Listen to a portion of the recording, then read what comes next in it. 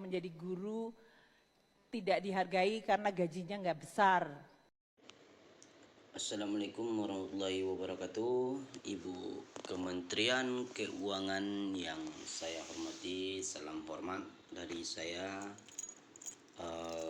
mahasiswa Universitas Riau yang sedang menempuh pendidikan pada saat ini. Yang saya ambil adalah kemarin administrasi pendidikan itu sendiri.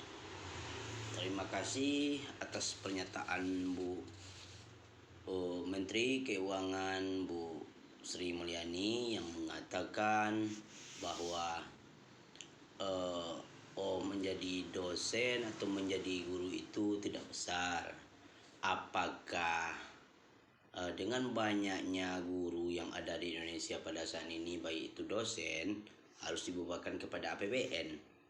Nah, kenyataannya saya dalam kelas sering menyampaikan bahwa kunci utama menuju Indonesia emas adalah pendidikan. Bagaimana tidak? Ketika kita berbicara negara, ada sumber manusia atau SDM yang harus ditingkatkan di dalamnya. Salah satunya adalah pendidikan. Bagaimana pendidikan itu berkualitas untuk mencapai Indonesia emas pada 2045 yang akan mendatang. Nah, di sini harus kita sadari secara bersama, bukan pembangunan yang begitu besar yang kita harapkan seperti IKN yang pada saat ini tidak jelas arahnya. Banyak gedung-gedung mangkrak. Apakah seperti itu pembangunan negara yang kita harapkan? Menurut saya tidak. Pembangunan negara yang paling utama adalah pendidikan. Itulah yang harus menjadi pondasi yang paling kita bangun di Indonesia ini. Karena di dalam pendidikan itu sendiri kita akan berbicara karakter, kita akan berbicara tentang bagaimana arah bangsa ini. Karena obat dari kebodohan adalah pendidikan itu sendiri. Nah, permasalahannya sekarang, pendidikan itu mahal. Timbul pernyataan, orang miskin tidak boleh melanjutkan pendidikan. Di mana negara hadir pada saat ini? Apakah negara tidak memikirkan itu? Nah, salah satu untuk meningkatkan SDM di Indonesia ini adalah memperdayakan guru-guru. Di negara-negara luar dapat kita lihat, kita searching gaji guru berapa, tunjangan guru berapa, tunjangan dosen berapa. Nah, inilah yang perlu kita benahi di Indonesia ini agar Indonesia ini mencapai Indonesia emas 2045 yang kita harapkan. Lihat visi-visi Indonesia, apa visi misi Indonesia yang menciptakan masyarakat yang mandiri. Lebih kurang begitu kalau nggak salah. Bagaimana kita menciptakan kemandirian tersebut? Tentu dengan pendidikan. Karena seperti yang disampaikan dosen saya ketika mengajar, pendidikan itu adalah salah satu untuk menjawab tantangan masa depan peserta didik itu sendiri. Salah satunya adalah dari Bu Sri Mulyani ini adalah bentuk dari hasil dari pendidikan itu sendiri.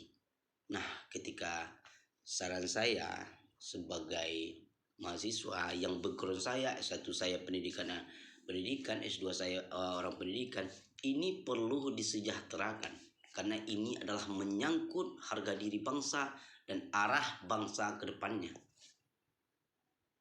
Kita tidak berbicara tentang kesalahan, bagaimana kesalahan yang telah berlalu, mungkin korupsi di dunia pendidikan atau apalah, itu kita tidak berbicara sekarang. Tapi bagaimana negara hadir untuk memperdayakan guru dosen agar output dari pendidikan itu sendiri tercapailah Indonesia emas 2045. Itu yang kita harapkan. Contohnya dengan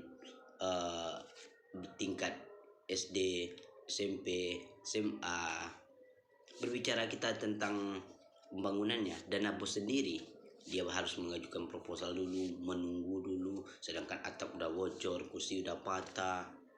Jadi kepala sekolah sebagai pemimpin itu pusing bagaimana untuk mengelola kelas sedangkan uang nggak ada.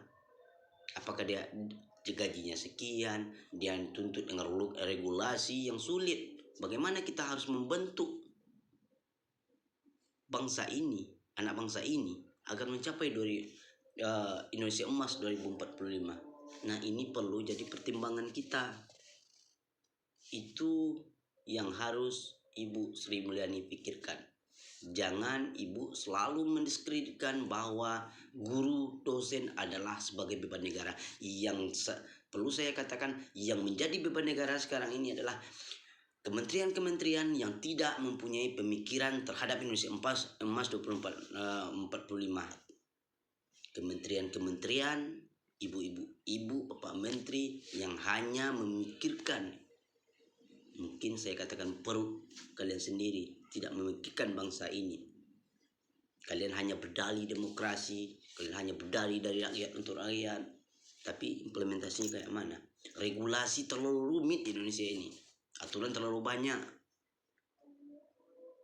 Tapi pemberdayaan dosen itu, saran saya, pemberdayaan dosen, guru harus diperdayakan. Jika perlu, mereka tidak memikirkan tentang bagaimana untuk mencari makan besok atau menghidupkan keluarganya dari bulan ke bulan.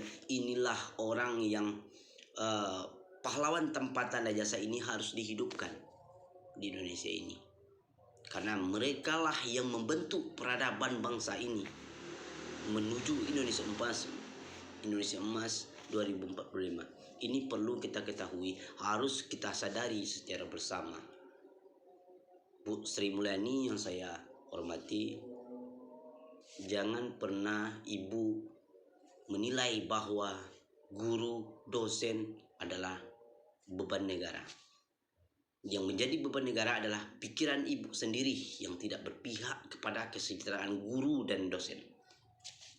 Oke Bu, sekian, terima kasih. Jika saya ada kata-kata yang salah, saya mohon maaf. Salam dari Riau. Mereka Bu, dengan usia Indonesia yang masuk usia senja, artinya 80 tahun, bukan lagi usia yang muda, tapi sudah masuk kepada kematangan. Tapi pada saat ini masih banyak guru, dosen yang mengeluh. Dan ini perlu menjadi pertimbangan negara pada saat ini. Jika tidak, berhentilah Ibu dari kementerian itu. Jika Ibu menganggap dosen dan guru adalah sebagai beban negara. Nah, pernyataan Ibu tadi yang mengatakan bahwa harus dari APBN, ya memang harus dari APBN. Karena APBN itu kan berasal dari pajak. Setiap orang yang dibayar dengan pajak harus memajukan negara ini, termasuk Ibu sendiri. Dosen, guru, mereka adalah salah satu tombak paling utama atau tonggak paling utama di bangsa ini untuk memajukan negara ini mencapai Indonesia Emas 2045 yang diharap-harapkan dari visi misi presiden yang kita sekarang ini. Ibu pahami dulu visi misi negara, Ibu lihat visi misi pimpinan Ibu.